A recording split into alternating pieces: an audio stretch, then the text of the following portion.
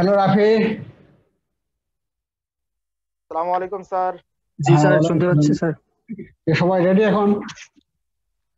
জি sir, সবাই কি আমরা জি রেডি? Class sir. করতেছি। জি স্যার। তো পার্টিশন এত জি কম স্যার। কেন? 63 জন। সবাইকে ইয়ে করে দাও, ইনফর্ম করো। তো ক্লাসের ব্যাপারে জি সবাই স্যার, অনেক বলে কেন দিচ্ছি। বলো তো? ক্লাসে কি সবাই অ্যাটেন্ড করছে? এই যে ওহো, ইয়ে থেকে তো জানানো হয়নি। তোমার ইয়াকে জানাইছো যে তোমার ডিপ্লোমা ইরেগুলার ছাত্রবাদেরকে জানাইছো? স্যার। দেখি তো ওরা জি কি স্যার, করে। মানে ওই গ্রুপে অ্যাড ছিল, সবাই যুক্ত ছিল তখন। না, ওরা তো ক্লাসে ছিল না। দেখি তো।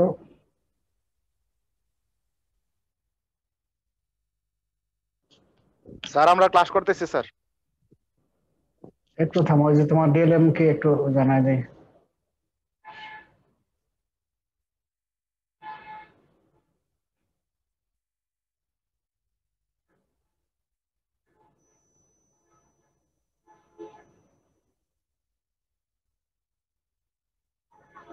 হ্যাঁ, তোমরা ক্লাসে অ্যাটেন্ড করো এখন। আমি সকালে নিয়ে নিত বলছো তো নাকি?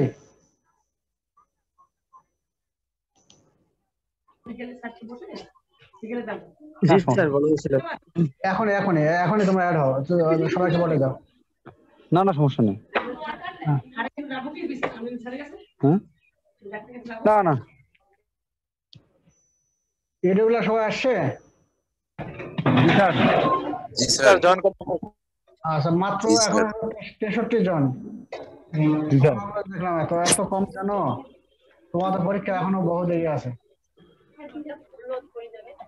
আচ্ছা, আজকে পড়বো ইমিউন রেসপন্স।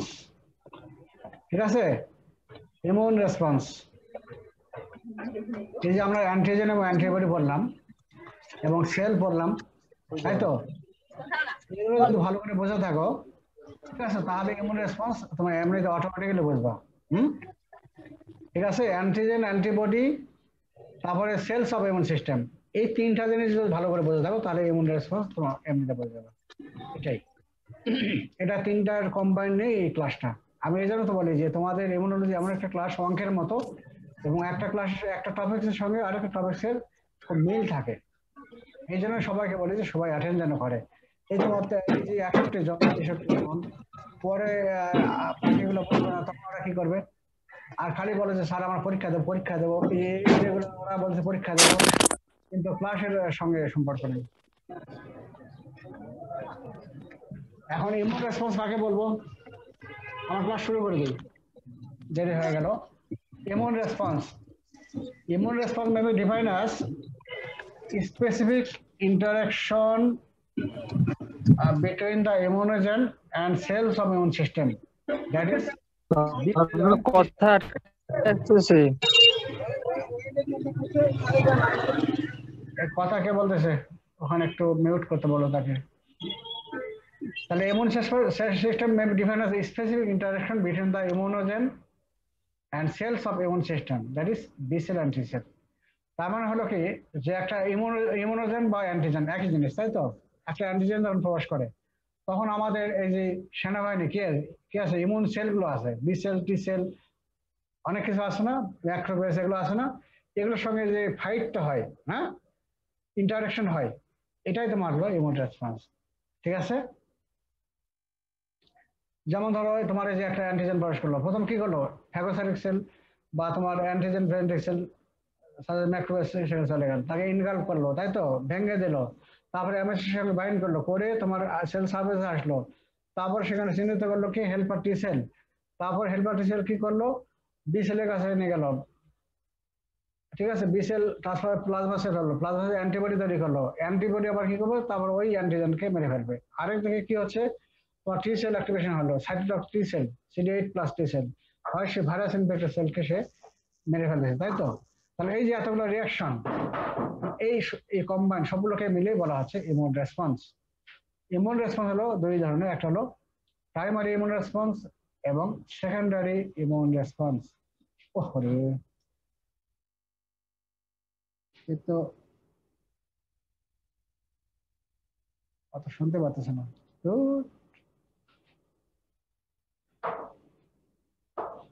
লাইন কেটে গেছে।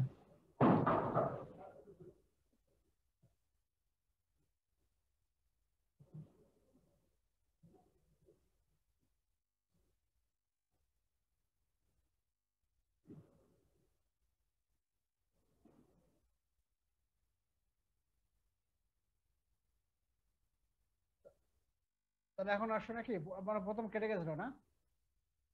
হ্যালো, জি স্যার, কেটে গেছিল।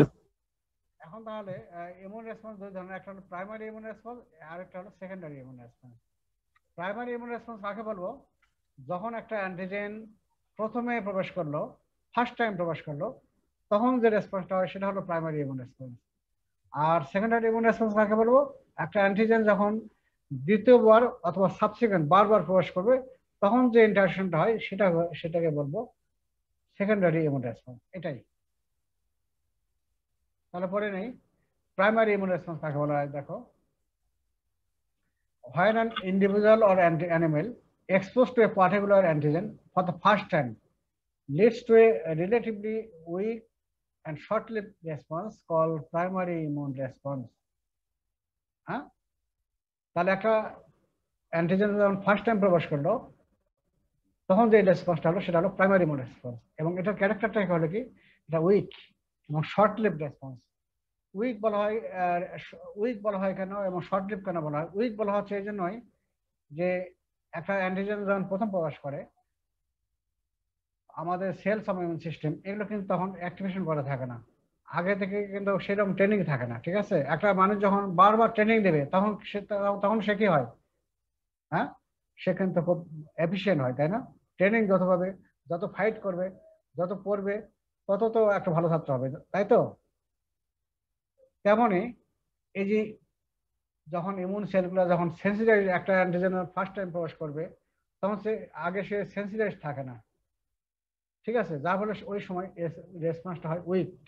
আরেকটা শর্ট লিভ রেসপন্স কেন হয়?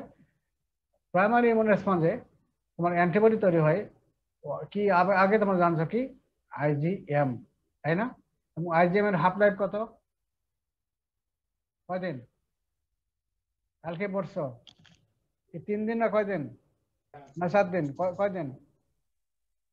6 দিন স্যার, 5 দিন স্যার। 5 দিন, তাহলে অনেক কম। তাহলে এটা এই জন্য তাড়াতাড়ি হাফ লাইফ কম, যেহেতু তার ডিগ্রি তাড়াতাড়ি হবে, এই জন্য এটা শর্ট লিভ রেসপন্স হয়। এই কারণে বলা হচ্ছে এটা। তাহলে বুঝছো তো? এখন ইমিউন রেসপন্সের প্রায় এই যে 4টা ফেজ, যেমন তোমরা অলরেডি ফেজ তোমার পেয়েছো আগে, আমরা ব্যাকটেরিয়াল কালচার যখন করি, তাই তো? ব্যাকটেরিয়োলজি যখন পড়েছি তখন একটা পেয়েছো না? ঠিক একই রকমই ওখানেও কি বলছিলাম, ল্যাগ ফেজ অথবা ল্যাটেন্ট ফেজ অথবা প্রিপারেটরি ফেজ, তাই তো? বা অ্যাডাপ্টেশন ফেজ বলতাম, তাই না? সেটা দেখো, ল্যাটেন্ট ফেজ বা ল্যাগ ফেজ বা প্রিপারেটরি ফেজ। 2 নম্বর হলো এক্সপোনেনশিয়াল ফেজ বা লগ ফেজ। 3 নম্বর স্টেডি স্টেট আর প্লেটো ফেজ। আরেকটা হলো ডিক্লাইনিং ফেজ। মিল আছে? এটাকে আমরা তাহলে এখন পড়ে দেখো। ল্যাগ ফেজটা কাকে বলবো? ল্যাগ ফেজ বা ল্যাটেন্ট ফেজ বা প্রিপারেটরি ফেজ। তোমরা জানছো ব্যাকটেরিয়ালজিতে কি বলেছি, যে একটা ব্যাকটেরিয়া যখন কালচার করা হইলো, তখন ওই সময় সে কি মাল্টিপ্লাই করবে না, কি হবে? মাল্টিপ্লাই করার আগ পর্যন্ত সে সেলটা কি গ্রোথ হবে, তাই তো? সেল সাইজে বেড়ে যাবে, তাই না? তাই তো? সেলের কম্পোনেন্ট বাড়বে এবং সেল সাইজে বেড়ে যাবে, সংখ্যায় বাড়বে না কিন্তু। তো এইখানেও তেমনই এই যে ইমিউন সেলগুলো এই সময় তোমার সেন্সিটাইজ হবে এবং তোমার হলো তৈরি করার জন্য প্রস্তুতি নেবে। তাহলে এটাকে আমরা বলি, দেখো, it is time between the initial exposure to immunogen and prior detection of antibody to circulation. একটা অ্যান্টিজেন প্রবেশ করলো, করা মাত্রই তো অ্যান্টিবডি তৈরি হবে না। ওখানে কি ফ্যাগোসাইটিক সেল ইনকাল্ট করলো, তারপরে হেল্পার টি সেলের কাছে নিয়ে গেল, তারপরে তোমার প্লাজমা সেল, তোমার বি সেল থেকে প্লাজমা সেল তৈরি হলো। এই প্লাজমা সেল তৈরি করলো, এ পর্যন্ত তোমার হলো ল্যাগ ফেজ। ঠিক আছে, বুঝছো তো? অ্যান্টিবডি তখনও তৈরি করেনি, প্লাজমা সেল তৈরি করলো, এই হলো, এটাকে বলা হচ্ছে ল্যাগ ফেজ। তাহলে it is the time between the initial exposure to antigen বা immunogen and prior detection of antibodies in the circulation. তাহলে অ্যান্টিবডি তৈরি করার আগ পর্যন্ত এটা হলো ল্যাগ ফেজ বা ল্যাটেন্ট ফেজ। তাহলে এই সময় জাস্ট প্লাজমা সেল তৈরি হয়ে থাকলো। এই সময়টা কত? এবার হলো 7 to 10 ডেজ। এটা আবার অনেকে 10 to 14 ডেজ বলে। বিভিন্ন জন বিভিন্ন কথাই বলে, কিন্তু তবে অ্যাকচুয়ালি কিন্তু এটাই 7 to 10 ডেজ, এটাই হলো অ্যাপ্রোপ্রিয়েট, 7 to 10 ডেজ। আবার অনেকে মনে করবে, বলবে যে 10 to 14 ডেজ। যাই হোক, কন্ট্রোভার্সি আছে। এবং এই সময় কি হয়? During this period activation of helper T cell and B cells taking place. তা আমরা বললাম যে প্লাজমা সেল অ্যান্টিজেন প্রবেশ করলো, ম্যাক্রোবেস ইনভার্ট করলো, তারপরে হেল্পার T সেল অ্যাক্টিভেশন হলো, B সেল অ্যাক্টিভেশন হলো, তারপরে B সেল থেকে প্লাজমা সেল তৈরি হলো। এ পর্যন্ত হলো তোমার হলো ল্যাগ ফেজ। এক্সপোনেনশিয়াল ফেজ বা লগ ফেজ। ব্যাকটেরিয়ালজিতে কি বলছিলাম? যখন ব্যাকটেরিয়া মাল্টিপ্লাই করবে ইন দা লগ ম্যানার, তার মানে 2 থেকে 4, 4 থেকে 8 এর মধ্যে বাড়বে, তাই তো? এই সময়ে তোমার, আর এই যে ইমিউন সিস্টেমে, এখানে তোমার এই সময় অ্যান্টিবডি তৈরি হবে লগ ম্যানারে, এবং huge number of plasma cell তৈরি হবে এবং অ্যান্টিবডি তৈরি হবে। হ্যাঁ, তাহলে it is marked by rapid increase in the quantity of circulating antibodies and reflex the increasing number of secretory plasma cells. এই সময় প্রচুর পরিমাণে প্লাজমা সেল তৈরি হবে এবং এখান থেকে হিউজ অ্যামাউন্ট অ্যান্টিবডি তৈরি হবে। তাহলে এটা হলো এক্সপোনেনশিয়াল ফেজ বা লগ ফেজ। তারপরে দেখো steady state of plateau phase. আর ব্যাকটেরিয়া কি বলছিলাম, ওখানে আরেকটা নাম হচ্ছে কনস্ট্যান্ট ফেজ। এখানে আমরা কনস্ট্যান্ট ফেজ বলি না, এখানে স্টেডি স্টেট অথবা প্লেটো ফেজ। এই সময় ব্যাকটেরিয়া কি ছিল, সেখানে ব্যাকটেরিয়া মাল্টিপ্লাই যতটুকু করবে, আবার ব্যাকটেরিয়া মারা যাবে, তাই তো? এটা দুটা কি ইকুয়াল ছিল, তাই না? তাই তো, ওই জন্য বলা হয়তো কনস্ট্যান্ট ফেজ। এটাও তেমনই, এটা একই, যে অ্যান্টিবডি লেভেল, অ্যান্টিবডি যতটুকু তৈরি হবে ততটুকু অ্যান্টিবডি এখানে ডিগ্রেড হবে, ডেস্ট্রয় হয়ে যাবে, যার ফলে অ্যান্টিজেন এবং যার ফলে অ্যান্টিবডি লেভেলটা কনস্ট্যান্ট থাকে। এই জন্য বলা হচ্ছে steady state or plateau phase. হ্যাঁ, during this phase antibody level remains relatively constant because secretion and degradation are occurring at approximately equal rate. এই হলো কথা। ডিক্লাইনিং ফেজ তখন কি ছিল ব্যাকটেরিয়াতে? ব্যাকটেরিয়া তখন মারা যাবে, যে পরিমাণ তৈরি হবে ব্যাকটেরিয়া মাল্টিপ্লাই করবে না, কিন্তু যেটুকু তৈরি হয়ে গেল সেটা মারা যাবে, যার ফলে সেটাকে ডিক্লাইন করবে, একটা সংখ্যা কমে যাবে, তাই তো? ওটাকে বলা হচ্ছে ডিক্লাইন ফেজ। এখানে তেমনই, এখানে প্লাজমা সেল নতুন করে তৈরি হবে না, উপরন্তু অ্যান্টিবডি যেটুকু তৈরি হলো সেটা আবার কি ডেস্ট্রয় হয়ে যাবে, ডিগ্রেড হয়ে থাকবে। এই জন্য আস্তে আস্তে অ্যান্টিবডি পরিমাণটা কমে যাবে। এই জন্য এটার নাম হলো declining phase. The antibody level gradually declines and synthesis of new antibody decreased. ঠিক আছে? The decline indicates that new plasma cells are no longer being produced and that exhibit existing plasma cells are dying or ceasing antibody production. This generally signifies that the immunogen has been eradicated. তার মানে হলো যে, মনে করো antibody তৈরি হয় কি জন্য? ইনফেকশন যেটা হয়ে গেছে তাকে কন্ট্রোল করার জন্য, তাই তো? এখন যেগুলো অ্যান্টিবডি তৈরি হয়ে গেল, সেগুলো আমাদের যে যার এগেইনস্টে তৈরি হলো, সেটা ভাইরাস বা ব্যাকটেরিয়া, তাকে কিল করলে ওই অ্যান্টিবডি তো আর প্রয়োজন নেই, যা ফলে প্লাজমা সেল নতুন করে তৈরি হবে না এবং অ্যান্টিবডি আর তৈরি হবে না। ঠিক আছে? এই জন্য এটাকে বলা আছে ডিক্লাইনিং ফেজ। তাহলে এই 4টা ফেজ তোমরা দেখে নিও। আর সেকেন্ডারি ইমিউন রেসপন্স কাকে বলা হয়? It is the immune response which develops after the second time or subsequent exposure of the same antigen in immune system to immune system. তাহলে ওই অ্যান্টিজেনই যদি সেকেন্ড টাইম প্রবেশ করে বা সাবসিকুয়েন্ট আরো প্রবেশ করে, যতবার প্রবেশ করে, তখন যে রেসপন্সটা হবে সেটা হলো secondary immune response. First time যেমন প্রবেশ করলো সেটা বললাম হলো প্রাইমারি ইমিউন রেসপন্স, আর সেকেন্ড টাইম বা তারপরে যতবার প্রবেশ করবে তখন যে রেসপন্সগুলো হবে সেগুলোকে বলা হলো সেকেন্ডারি ইমিউন রেসপন্স।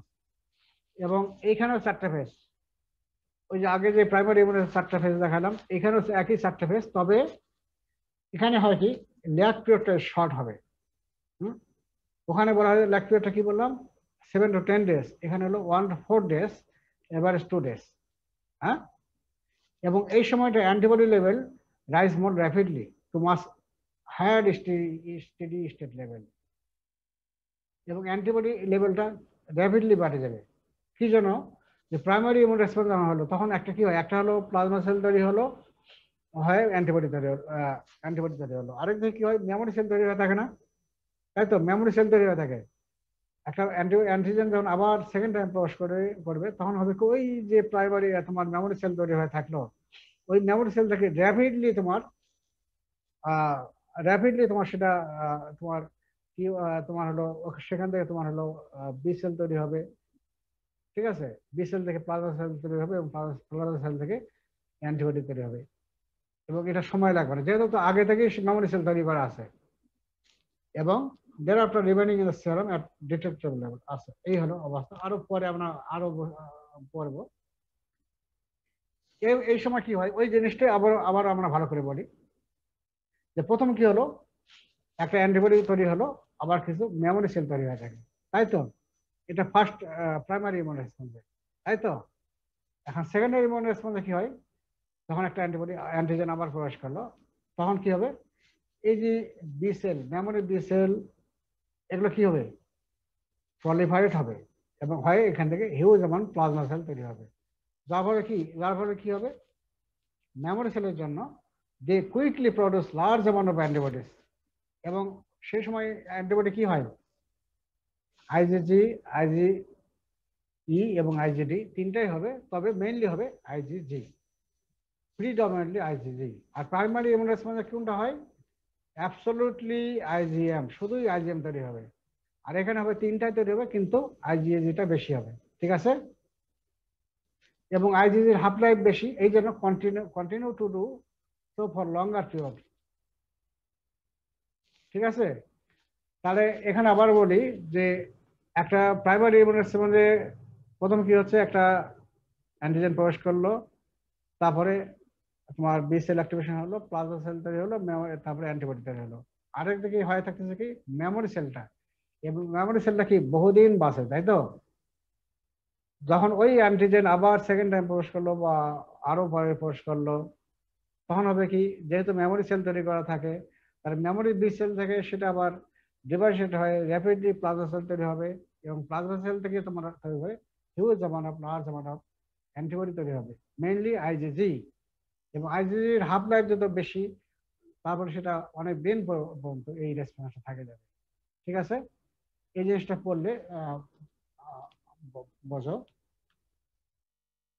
এবং IgG antibody level tends to persist much longer period.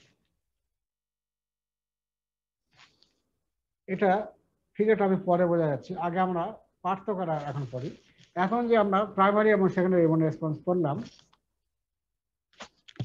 এটা এখন তাহলে দেখি।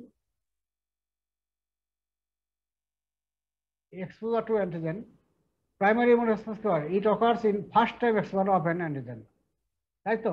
আমরা ডেফিনিশন থেকে ধরলাম যে যখন একটা অ্যান্টিজেন প্রথম প্রবেশ করলো তখন যে রেসপন্সটা হবে সেটাকে বলবো প্রাইমারি ইমিউন রেসপন্স। আর সেকেন্ডারি ইমিউন রেসপন্স কখন বলবো, যখন সেকেন্ড টাইম ওই একই অ্যান্টিজেন যখন সেকেন্ড টাইম প্রবেশ করলো বা সাবসিকুয়েন্ট আবারও প্রবেশ করলো, তখন যে রেসপন্সটা হবে সেটা হবে সেকেন্ডারি ইমিউন রেসপন্স।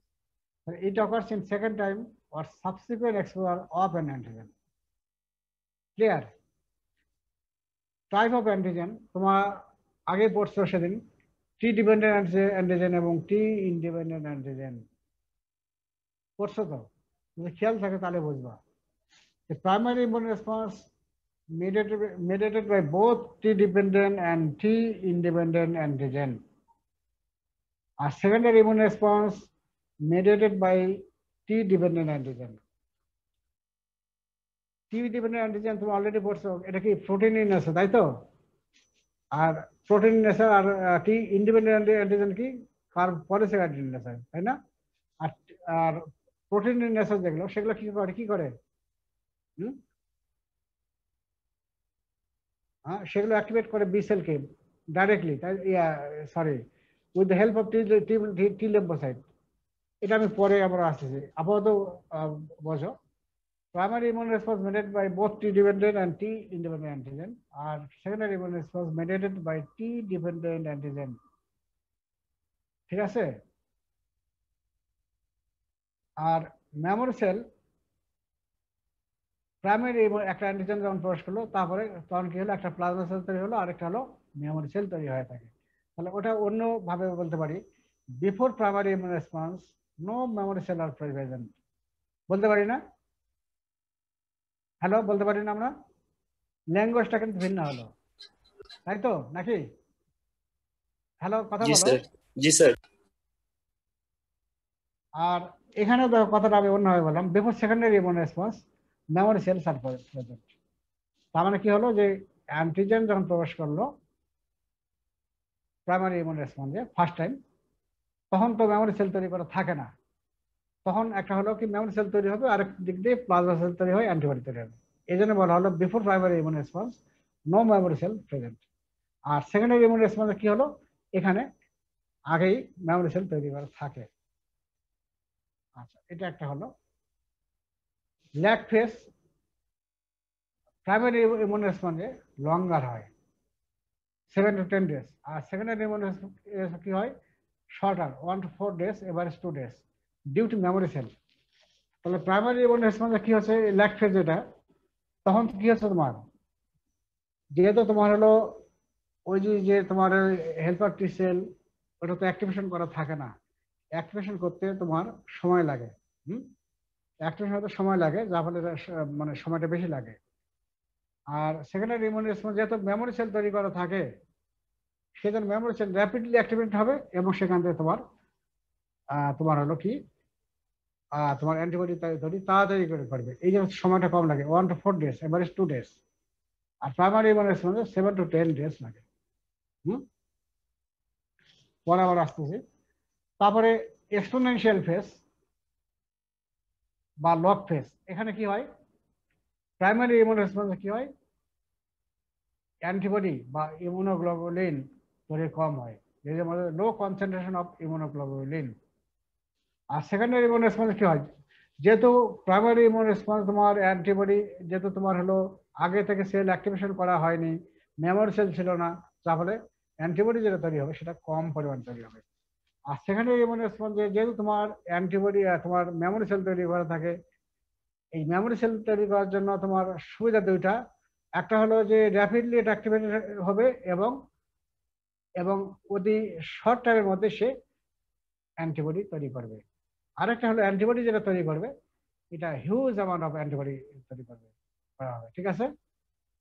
যে তাহলে দুটাই হলো ডিউ টু কজ হলো, যে ল্যাগ ফেজটা শর্ট, এবং আরেকটা হলো অ্যান্টিবডি লেভেলটা বেশি হচ্ছে ডিউ টু মেমোরি সেল।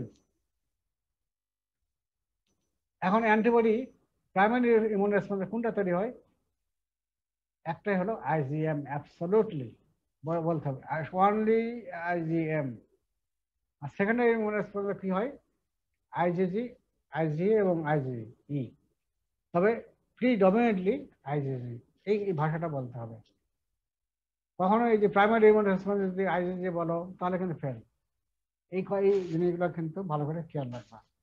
তাহলে প্রাইমারি ইমিউন রেসপন্সে শুধু আইজিএম তৈরি হলো, আর সেকেন্ডারি ইমিউন রেসপন্সে তিনটাই তৈরি হচ্ছে, আইজিজি, মানে ক্লাস ফেসিং হয়, আইজিএম থেকে ক্লাস ফেসিং হয়, তোমার আইজিজি হলো, আইজিএ হলো এবং আইজিএ হলো, তবে প্রিডমিনেন্টলি আইজিজি তৈরি হলো।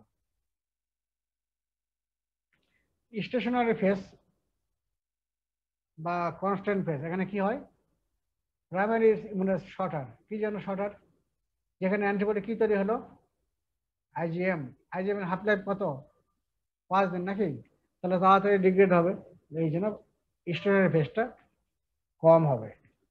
বুঝছো? আর secondary immune response of antibody কি হয়, কোনটা হয়, আইজিজি, তাই তো?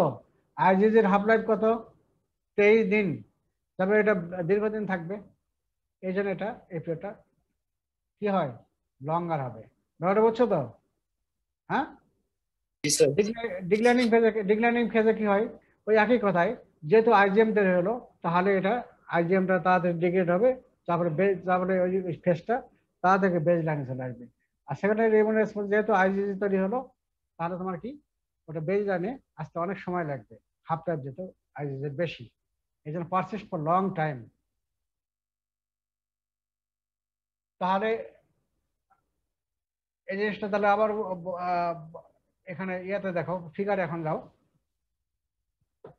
প্রথম এখানে প্রাইমারি ইমিউন রেসপন্স এবং সেকেন্ডারি ইমিউন রেসপন্স এটা দুটোই আছে ফিগার।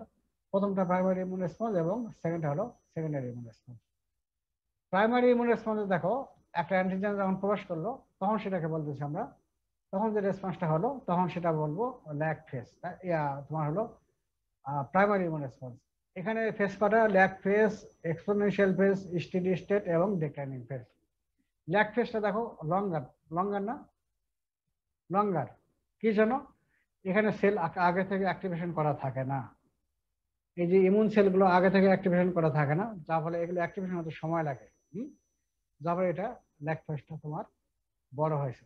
আর সেকেন্ডারি ইমিউন রেসপন্স দেখো, এখানে যেহেতু মেমোরি সেল আগে থেকে তৈরি করা থাকে, যার ফলে মেমোরি সেল যখন একটা অ্যান্টিজেন সেকেন্ডে প্রবেশ করলো বা এর পরেও যে প্রবেশ করে, যেহেতু মেমোরি সেল তৈরি করা থাকে, মেমোরি সেল র্যাপিডলি অ্যাক্টিভেটেড হবে এবং তোমার কি হবে, সেখান থেকে র্যাপিডলি প্লাজমা সেল তৈরি হবে এবং প্লাজমা সেল থেকে তৈরি হবে বেশি, এবং সেখান থেকে হিউজ অ্যামাউন্ট অফ অ্যান্টিবডি তৈরি হবে।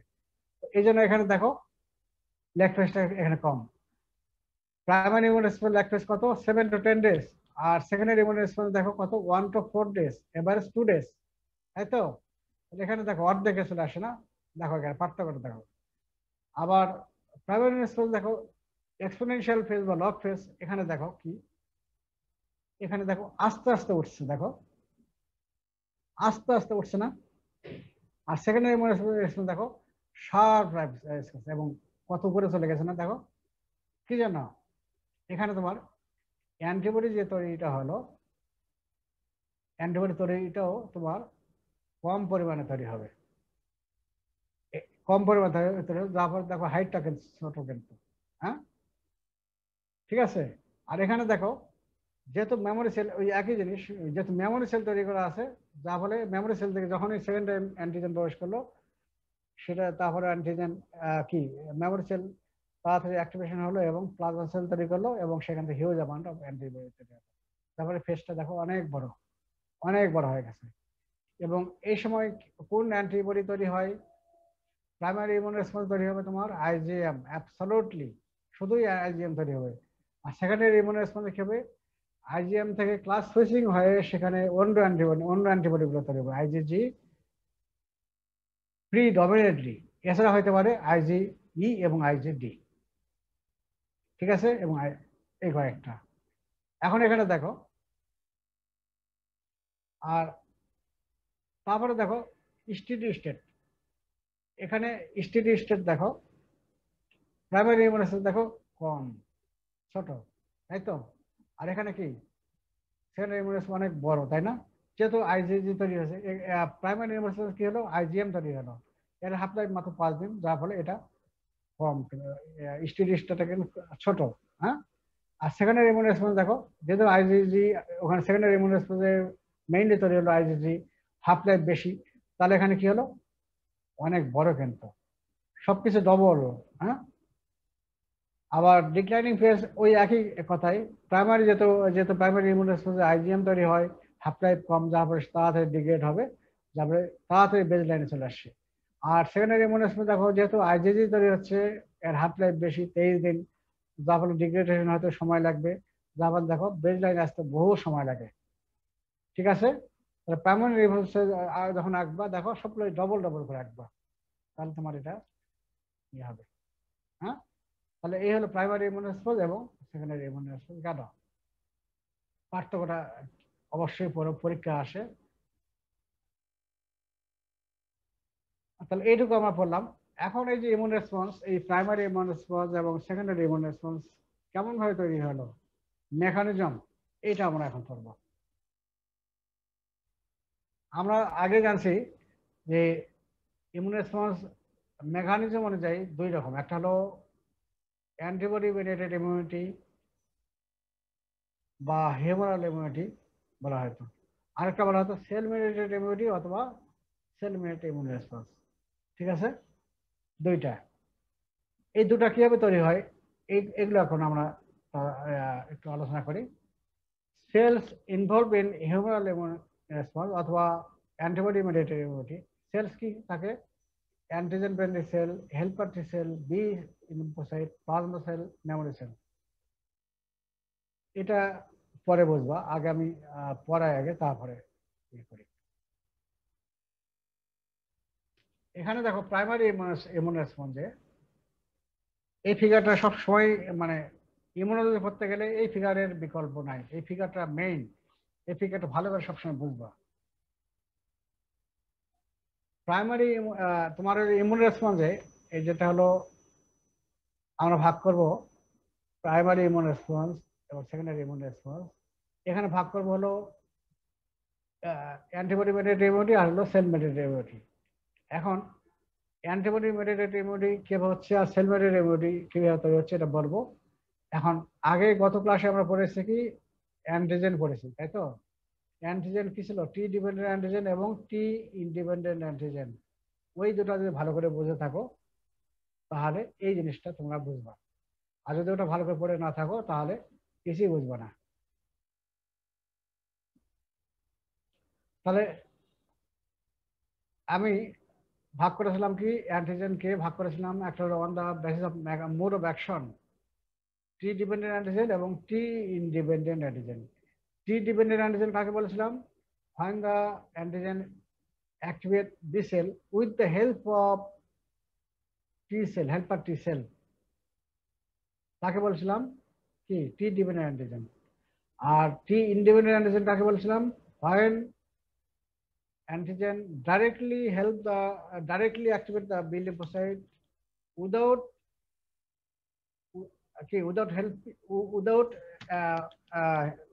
helper or without helper T cell, directly তারা হেল্প করতেছে, ডাইরেক্টলি অ্যাক্টিভেশন করতে বি সেলকে, এটাই তো, তাই তো? এবং কেমিক্যাল নেচার কি বলছিলাম? একটা প্রোটিন আর একটা হলো পলিস্যাকারাইড। ওটাই দেখো এখন, ওটা আমি দেখো কিভাবে হচ্ছে।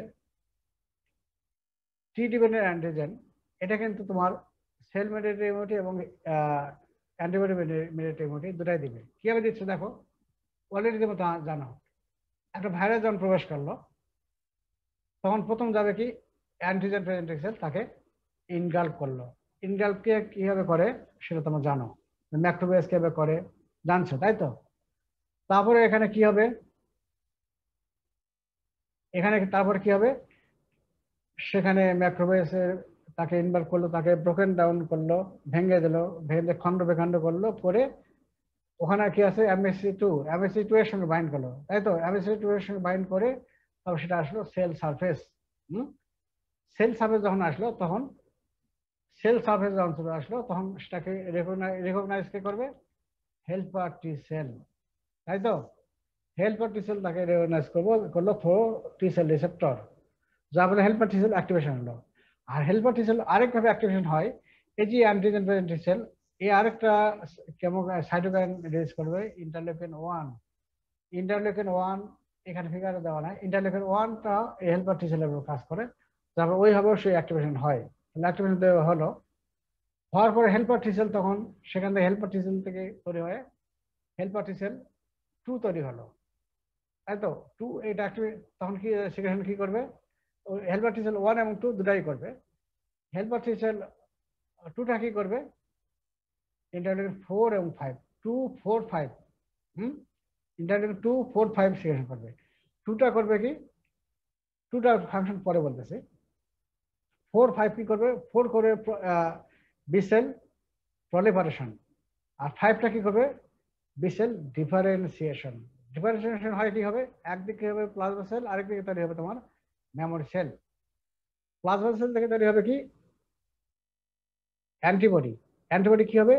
প্রাইমারি ইমিউন রেসপন্স হবে ওনলি IgM, আর সেকেন্ডারি ইমিউন রেসপন্স কি হলো? ক্লাস ফেজিং হলো, কিন্তু হয় তোমার আইজি মেইনলি হবে প্রিডমিনেন্ট হলো IgG, এছাড়া হতে পারে IgD এবং IgE। হ্যাঁ, আর এই যে মেমোরি সেল তৈরি হয়ে গেল।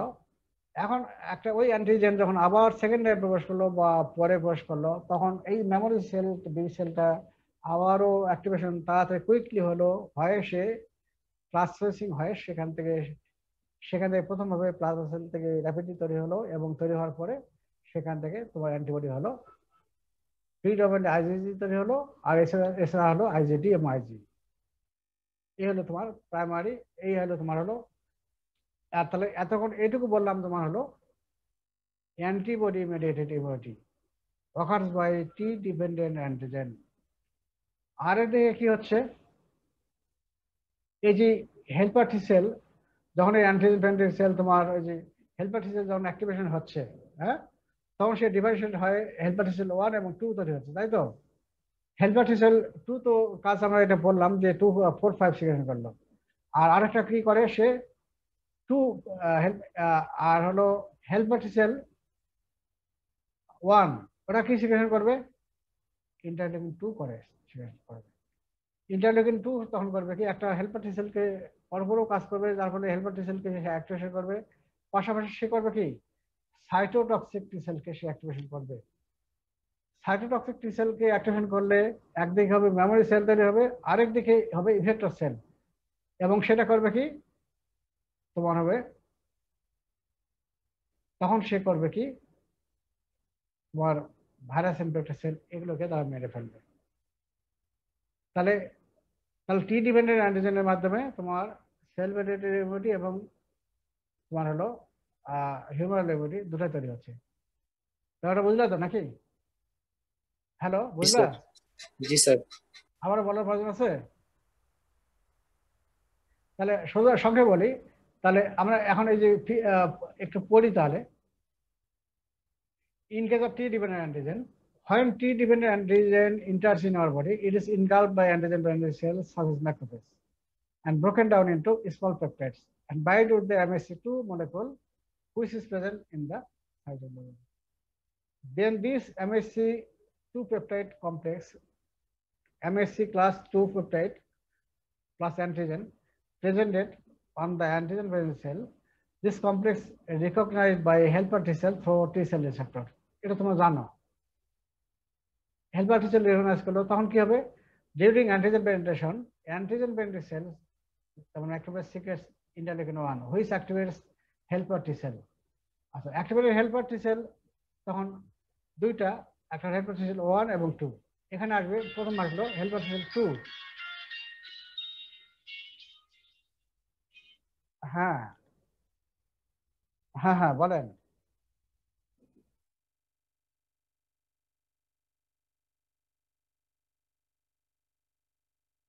ঠিক করছে?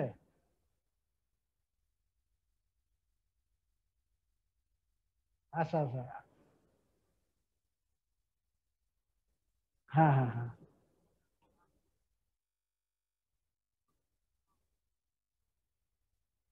আচ্ছা আচ্ছা, হ্যাঁ হ্যাঁ। অবশ্য আমি আজকে 10টা থেকে ক্লাস নিতে পারিনি, আমি ক্লাস এখন নিচ্ছি কিন্তু। হ্যাঁ হ্যাঁ হ্যাঁ হ্যাঁ হ্যাঁ, অবশ্যই জানাবো। আচ্ছা, ঠিক আছে, থ্যাংক ইউ।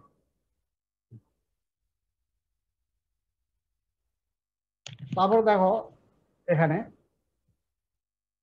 তাহলে হেল্পার টি সেল দুই ধরনের, একটা হেল্পার টি সেল 1 এবং 2, তাই তো? হেল্পার টি সেল সিক্রেশন করবে 4 5, আর হেল্পার টি সেল 1 করবে কি ইন্টারলিউকিন 2 সিক্রেশন করবে। এখন দেখো interleukin 2 activate helper T sell again, এবং আরেকটা করে কি, এটা পরে আসতেছে এটা, অথবা এটাও বলে দেই যে হেল্পার টি সেল 1টা কি করতেছে, ইন্টারলিউকিন 2 সিক্রেশন করতেছে, আরেকটা কি করে গামা ইন্টারফেরন, ওটা পরে আসতেছে। এখন হেল্পার টি সেল 1টা করলো কি, যেটা আবার 2 ইন্টারলিউকিন 2 সিক্রেশন করলো, এটা আবার কাজ করবে কার উপরে, সাইটোটক্সিক টি সেলকে অ্যাক্টিভেশন করবে। সাইটোটক্সিক টি সেল তখন করবে কি, ওই ভাইরাস ইনফেক্টেড সেলকে তারা মারে ফেলবে। এটা হলো সেল মেডিয়েটেড ইমিউনিটি। আরেক দিকে কি হচ্ছে দেখো, হেল্পার টি সেল 2 সিক্রেশন করতেছে কি ইন্টারলিউকিন 4 এবং 5। 4 করতেছে প্রলিফারেশন বি সেল এবং 5 করতেছে ডিফারেন্সিয়েশন অফ বি সেল, করে তৈরি করতেছে plasma cell and memory cell. Plasma cell থেকে তৈরি হচ্ছে কি অ্যান্টিবডি। কোনটা তৈরি হচ্ছে? প্রথম হচ্ছে IgM, absolutely IgM in primary immune response, এবং সেটা আবার ফাইট করতেছে কাকে, ওই অ্যান্টিজেনের সঙ্গে বিক্রিয়া করে রিঅ্যাক্ট করে তাকে মেরে ফেলতেছে। আর তার আরেকটা কি হলো মেমোরি সেল তৈরি হবে। মেমোরি সেল তার প্রয়োজন কি, আবার যদি সেকেন্ড টাইম যদি একটা ওই অ্যান্টিজেন আবার প্রবেশ করে তার বিপরীতে সে কাজ করবে। এখন হলো কি, তখন সেকেন্ড টাইম যখন আবার প্রবেশ করলো, এই মেমোরি সেল থেকে র্যাপিডলি ট্রান্সফার হবে, সে বি সেল তৈরি হবে, এবং বি সেল দিয়ে তৈরি হবে তোমার প্লাজমা সেল, এবং হিউজ অ্যামাউন্ট অফ অ্যান্টিবডি তৈরি হবে। এবং সেখানে তখন কি হবে, প্রিডমিনেন্টলি আইজিজি তৈরি হবে, এবং এছাড়া আইজি ডি এবং আইজি তৈরি হয়। এই হলো তোমার অ্যান্টিবডি মেডিটেবিলিটি। এটা এইভাবে করতে তোমার টি ডিপেন্ডেন্ট অ্যান্টিজেন। ঠিক আছে? আচ্ছা, তাহলে memory cell participate in secondary immune response where the immune response is more prolonged and stronger. And on repeated infection class switching হবে, যার ফলে এখানে আইজিজি আইজি এবং আইজি তৈরি হবে, এবং প্রিডমিনেন্টলি আইজিজি তৈরি হবে। তাহলে এবার এখন ক্লিয়ার হয়ে গেছে নিশ্চয়। এরপরে আমরা আসো টি dependent antigen. T dependent antigen, এখন টি ডিপেন্ডেন্ট অ্যান্টিজেন, টি ইন্ডিপেন্ডেন্ট অ্যান্টিজেন এখানে কি করে, টি ডিপেন্ডেন্ট অ্যান্টিজেন কিন্তু আগে থেকে কিন্তু তোমার হলো, আচ্ছা এখানে আরেকটা জানি, তাহলে তোমার এই যে অ্যান্টিবডি, আচ্ছা শেষ করি, টি ইন্ডিপেন্ডেন্ট অ্যান্টিজেন এখানে কি হবে, এখানে তোমার টি ইন্ডিপেন্ডেন্ট অ্যান্টিজেন কাকে বলা হয়, when antigen activate B cell directly without the help of helper T cell is called T independent antigen। ঠিক আছে? এখন এখানে কি হয়, আগে আমরা বলছি একটা অ্যান্টিজেন প্রবেশ করলো, প্রথম কি করবে, এই যে বি সেলের তোমার রিসেপ্টর কি থাকে, মেইনলি আইজিএম, এছাড়া আইজিডি থাকতে পারে, মেইনলি আইজিএম থাকে, মনোমার হিসেবে থাকে, তাই তো? একটা অ্যান্টিজেন যখন আইজিএম এর সঙ্গে প্রবেশ করলো, তারপরে রিসেপ্টর মেডিয়েটেড এন্ডোসাইটোসিসের মাধ্যমে বি সেলের ভিতরে প্রবেশ করলো, করার পরে বি সেল তখন অ্যাক্টিভেশন হলো, এবং বি সেল থেকে তৈরি হলো প্লাজমা সেল, প্লাজমা সেল থেকে অ্যান্টিবডি তৈরি হলো, এবং অ্যান্টিবডি তখন তোমার তোমার সেই ইয়েকে মেরে ফেলবে, অ্যান্টিজেনকে, এবং এই সময় কোনো মেমোরি সেল তৈরি হবে না। এটাই হলো তোমার টি ইন্ডিপেন্ডেন্ট অ্যান্টিজেনের ইয়েটা। এখানে মেমোরি সেল তৈরি হবে না, ঠিক আছে, শুধু অ্যান্টিবডি তৈরি হবে, কিন্তু মেমোরি সেল তৈরি হবে না। হ্যাঁ, এটাই তোমার হলো। তাহলে এই জিনিসটা তাহলে আরো পড়ি। আমরা অলরেডি পড়েছি টি ইন্ডিপেন্ডেন্ট অ্যান্টিজেন দুই রকম, একটা টি টাইপ 1 এবং টাইপ 2, তাই তো? টাইপ 1 এর এক্সাম্পল কি ছিল, lipopolysaccharide of gram negative bacteria, আর টাইপ 2 এর এক্সাম্পল কি ছিলাম, ক্যাপসুলার পলিসাইড, তাই তো? এবং টাইপ 1টা কার উপরে কাজ করতো,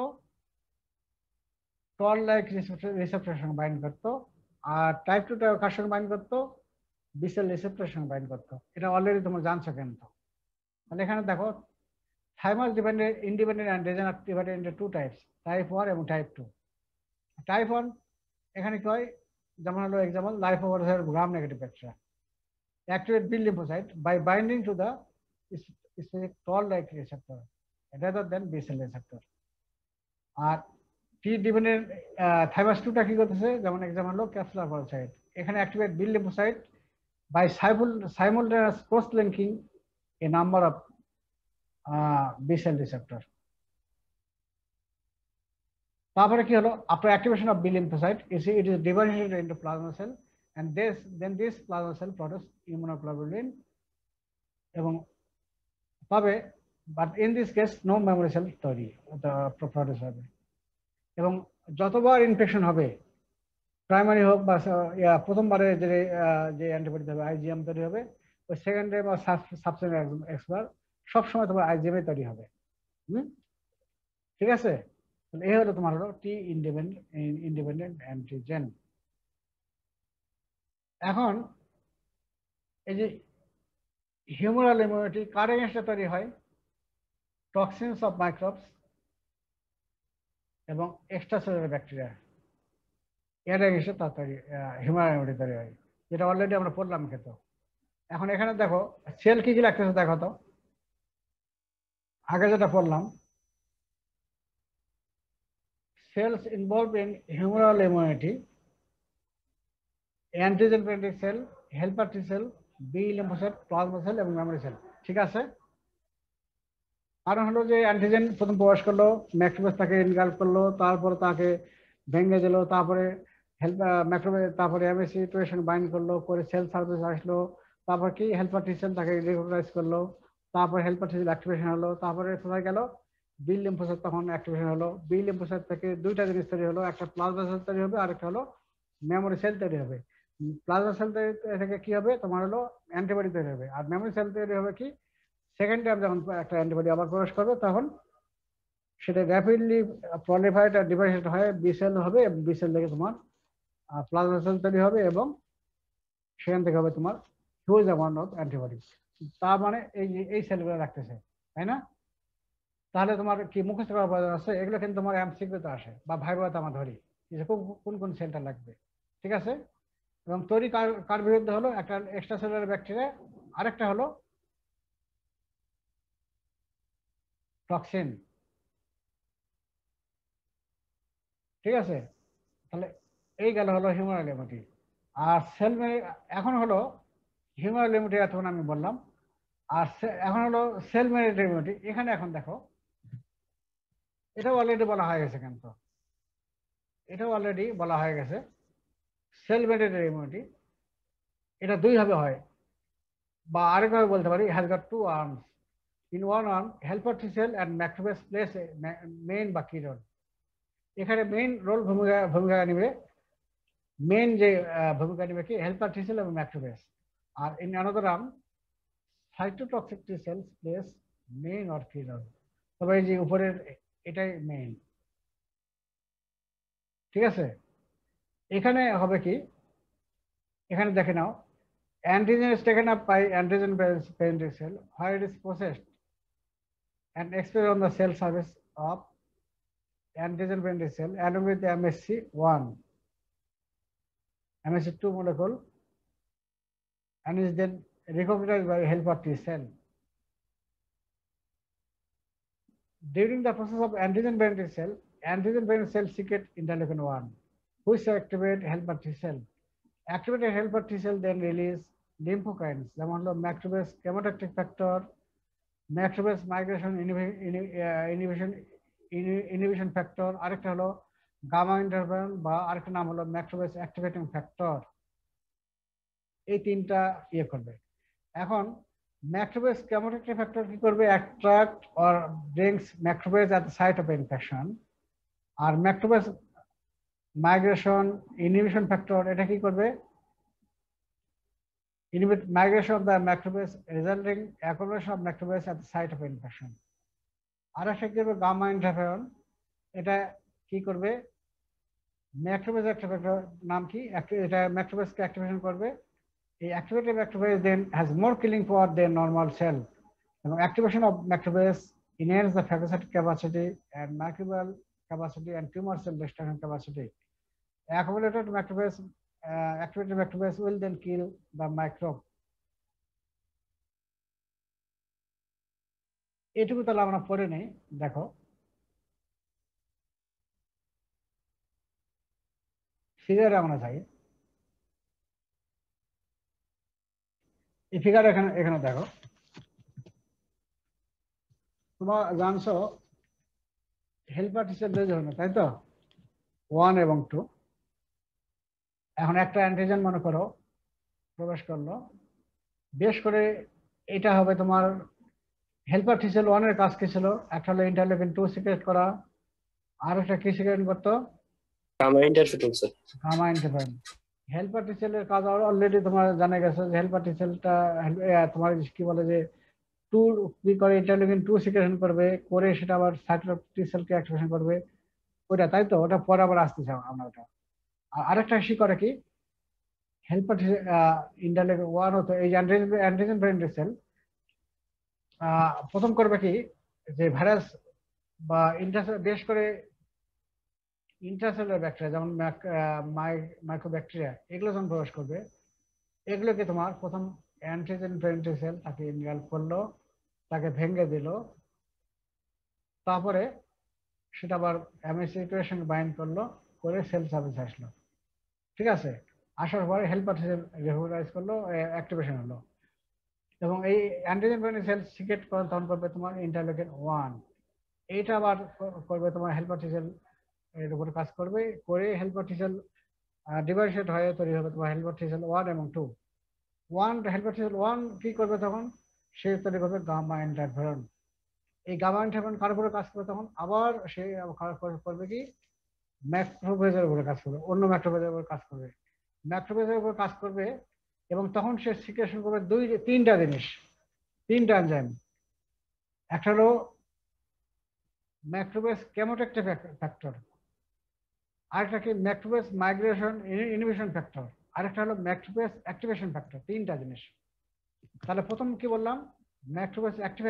ম্যাক্রোফেজ কি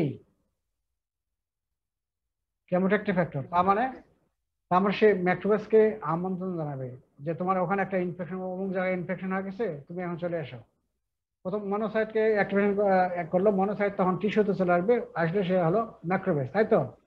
এই ম্যাক্রোফেজ তখন কি করবে? তখন সে টিস্যুতে আসলো, মনোসাইট টিস্যুতে আসলো, তখন সে হলো ম্যাক্রোফেজ। তখন এই ম্যাক্রোফেজটা অ্যাক্টিভেশন হবে এবং ম্যাক্রোফেজটা তখন আসলো। তার মানে ম্যাক্রোফেজ কেমোট্যাক্টিভ ফ্যাক্টর, ম্যাক্রোফেজ তখন at the site of infection তখন সে আসলো, ঠিক আছে? তারপরে আরেকটা সেকেন্ড করতেছে কি ম্যাক্রোফেজ মাইগ্রেশন ইনহিবিশন ফ্যাক্টর। এখন ম্যাক্রোফেজ মনে করবে কি যে বাবুর এখানে শত্রু আছে, আমি এখানে থাকবো না, আমি এখানে চলে যাব, আমি যুদ্ধ করবো না। তখন সে করবে কি আরেকটা রিলিজ করবে সে ম্যাক্রোফেজ মাইগ্রেশন ইনহিবিশন ফ্যাক্টর। এটা তৈরি করবে সে ম্যাক্রোফেজ কার সে লাগতে দেবে না, বলবে তুমি এখানে থাকো, আছে তুমি ফাইট করো, ঠিক আছে? তখন ওখানে অ্যাকুমুলেট হয়ে থাকলো। তারপরে যে অ্যাকুমুলেট হয়ে থাকলো তখন সে ওরা যাতে কাজ করতে পারে আরেকটা তখন সিগন্যাল দেবে। তখন ওই বলো গামা ইন্টারফেরন, ওটা আরেকটা নাম হলো তোমার macrophage activation factor. Macrophage activation factor তখন কি করবে? এই যে তোমার এই যে ম্যাক্রোফেজকে অ্যাক্টিভেশন করবে, করে ম্যাক্রোফেজের কিলিং পাওয়ারটা বাড়ায় দেবে। তখন ম্যাক্রোফেজটা তখন করবে কি ওই যে তোমার ইন্টারসেলুলার ব্যাকটেরিয়া যেমন তোমার যে মাইক্রোব্যাকটেরিয়া এর উপরে তখন কাজ করবে। এটাকে আরেকটা নাম হলো তোমার এটা তোমার হলো আরেকটা নাম হলো hyper sensitive type 4 hyper sensitivity reaction. এটা আমরা হাইপার সেন্সিটিভ রিঅ্যাকশন করবো তখন এটা বুঝবো। তাহলে এটা একটা তোমার হলো সেল মেডিয়েটেড ইমিউনিটি, এটা একটা হলো। আরেকদিকে কি হয় দেখো, আরেকদিকে হয় যে তাহলে এটা একটা আর্ম গেল। আর আরেকটা আর্মে কি বললাম?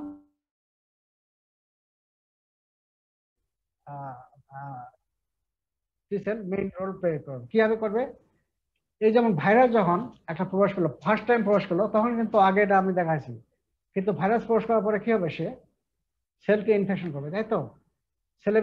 যখন একটা সেলের ভেতরে প্রবেশ করলো তখন সেলের ওখানে সে রেপ্লিকেট করবে, করে অসংখ্য সে ভাইরাস তৈরি করবে। হ্যাঁ, আলটিমেটলি ওই ভাইরাস ইনফেক্টেড সেলটা মারা যাবে। তারপরে ওই সেলটা এবং লাইসিস হবে এবং ওই ভাইরাসের কিছু সেল আবার ভাইরাসকে মেরে ফেলবে। তখন ওই যে এই ভাইরাসের পার্টিকেল গুলো হবে কি এখানে আছে, তোমরা জানো MSC1 কোথায় থাকে?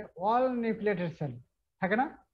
অল নিউক্লিয়েটেড সেল, তাহলে সেল MSC1 থাকতেছে, MSC1 এর সঙ্গে বাইন্ড করে ওরা সেল সার্ভিস চলে আসলো। তখন সেটা আবার রেকগনাইজ করলো cytotoxic T sell. Cytotoxic T sell যখন রেকগনাইজ করবে তখন সে অ্যাক্টিভেশন হলো এবং তখন সে ভাইরাস ইনফেক্টেড সেলকে, অন্য ভাইরাস ইনফেক্টেড সেলকে সে মেরে ফেলবে। এইভাবে তোমার সেল মেডিয়েটেড ইমিউনিটি তৈরি হচ্ছে। ঠিক আছে, বুঝলা? তাহলে এটা আবার পড়ি আমরা তাহলে এখন।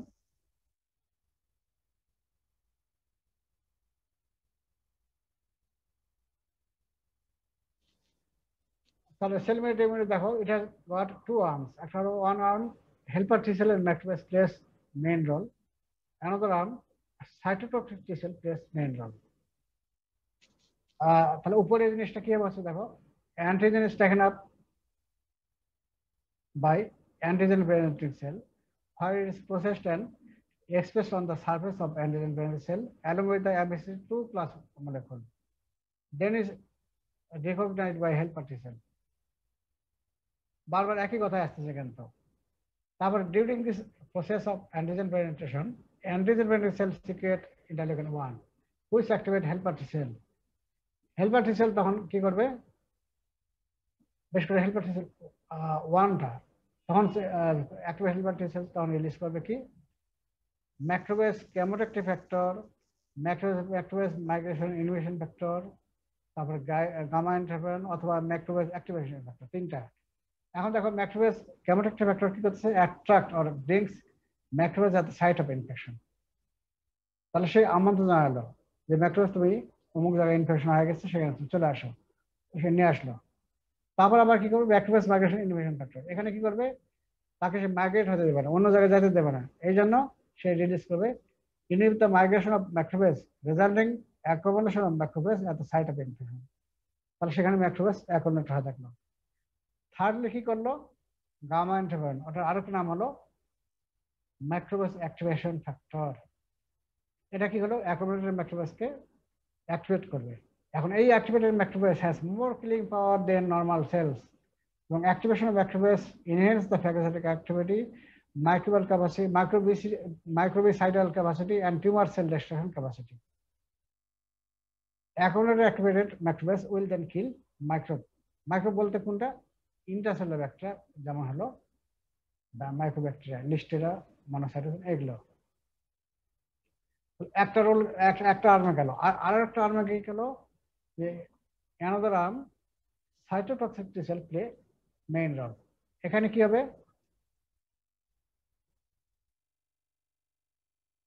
এখানে কি হবে দেখো, activated cytotoxic cell recognize the antigen on the surface along with the MHC1 molecule. তাহলে যখন এটা হলো কি বলে তাহলে ওই যে বলো বুঝলা তো, তারপরে cytotoxic T cell then kill antigen full process by extracellular killing, যেমন বাইলেজিং পারফরিন এনজাইম, তুমি অলরেডি জানছো। তাহলে এখানে কি হলো, প্রথম যখন একটা যে ইন্টারসেলুলার ভাইরাস, যেটা প্রথম যখন একটা ভাইরাস প্রবেশ করলো তখন তাকে আমরা কি বলি এক্সট্রাসেলুলার ভাইরাস, তাই তো। আর যখন একটা ভাইরাস যখন সেলকে ইনফেকশন করলো এবং সেখানে অ্যাক্টিভেট করবে তখন তাকে বলি আমরা ইন্টারসেলুলার ভাইরাস। হ্যাঁ, এই ভাইরাসটা যখন একটা সেলকে ইনফেকশন করলো তখন কিছু ভাইরাস মারা যাবে, তখন সে ওই সেলে থাকে MSC1 সঙ্গে 1 এর সঙ্গে বাইন্ড করলে সে আসলো কোথায়, সেল সার্ভিসে। তখন সাইটোটক্সিক টি সেল তাকে রিকগনাইজ করলো এবং করে ভাইরাস ইনফেক্টেড সেলকে সে মারবে বাই ওর গ্র্যানুল কি আছে অলরেডি তোমরা জানছো যে ওখানে গ্র্যানুল আছে তোমার হলো ওর মধ্যে থাকে পারফরিন এবং গ্যানজাইম। পারফরিন কি করে পোর ফরমেশন করে, ছিদ্র তৈরি করে, তারপর গ্যানজাইমটা ওই ছিদ্রতে তৈরি হয়ে ওই ভাইরাস ইনফেক্টেড সেলের তার যে সাইটোস্কেলেটন তার হাড়গোড় সব ভেঙে দেবে ভাইরাস সহ। ঠিক আছে, এইভাবে তারা মারতেছে। তাহলে এখন সেল মেডিয়েটেড ইমিউনিটি, তাহলে আমরা কারো এগেইনস্ট তৈরি হচ্ছে দেখো এখানে intercellular microbe, bacteria, virus infected cell, tumour cell এবং অ্যালোগ্রাফট সেল। সোজা কথা টি সেলের যে ফাংশনটা সেটাই আমি এখানে নিয়ে আসি, মানে সাইটোটক্সিক টি সেলের যে ফাংশনটা এটাই।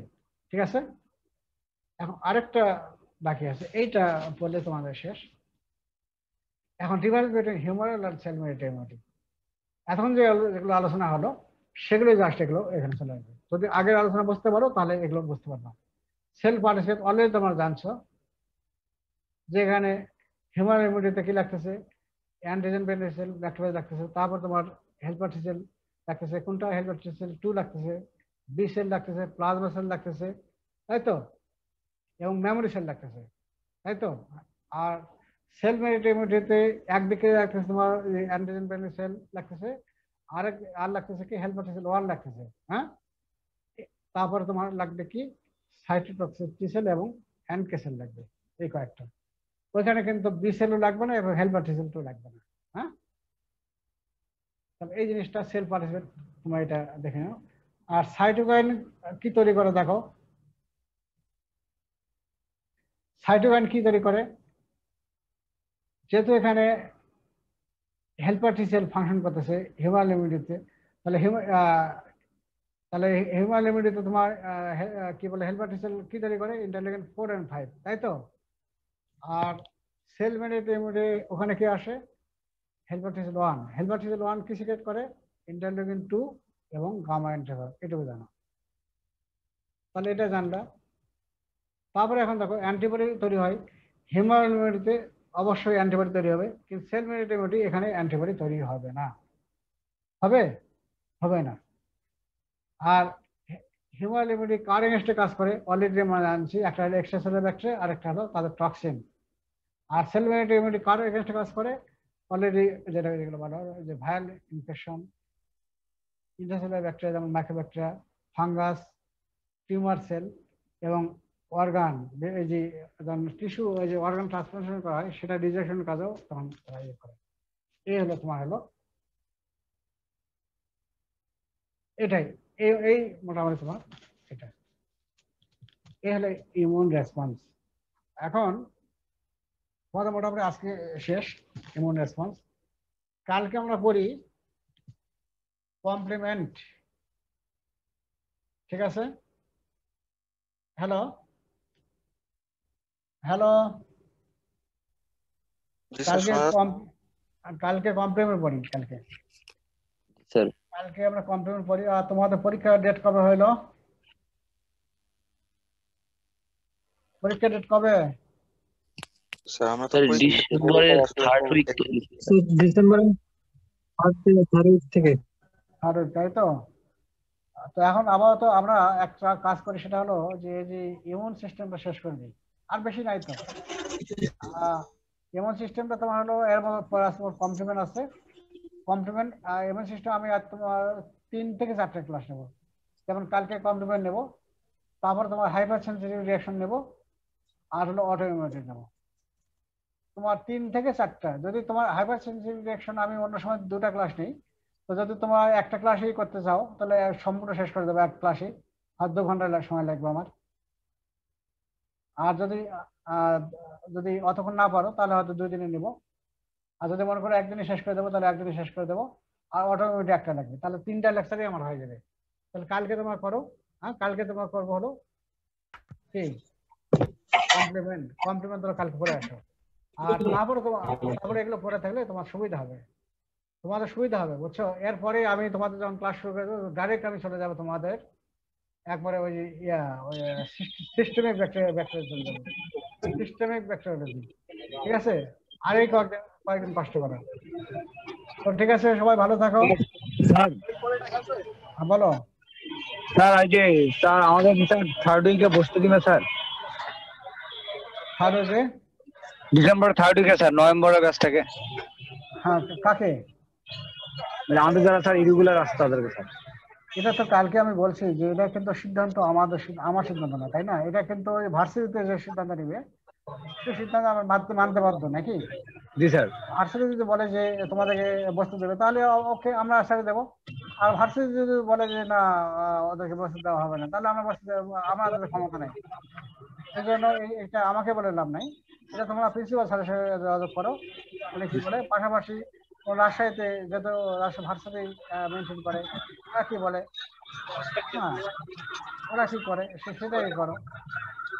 তবে তোমরা যেহেতু এটা মেটানের পরীক্ষা, এই সময় দেওয়ার অধিকার তোমাদের নাই, যে জন্য তোমাদের ক্লাস তোমরা এখনো করোনি, আইটেম এখনো তোমাদের কমপ্লিট নাই, নট এলিজিবল আমি মনে করি, নট এলিজিবল। পরবর্তী টার্মে তোমার হাতে এলাও হতে পারে, তোমাদের পরীক্ষা হয়তো আগে নেওয়া হবে, হ্যাঁ পরীক্ষাটা হয়তো আগে নেওয়া হবে হয়তো, আমি জানি না, এটা জানি না। এটা অথরিটি, হায়ার অথরিটি আছে রাজশাহী, এটা তোমার হলো একাডেমিক কাউন্সিল আছে, হ্যাঁ জি স্যার। ওরা ওদের সাথে যোগাযোগ করো, সিদ্ধান্ত নেবে সেটাই আমরা নিতে বাধ্য। ঠিক আছে, সবাই ভালো থাকো আর সবাই ক্লাস করো।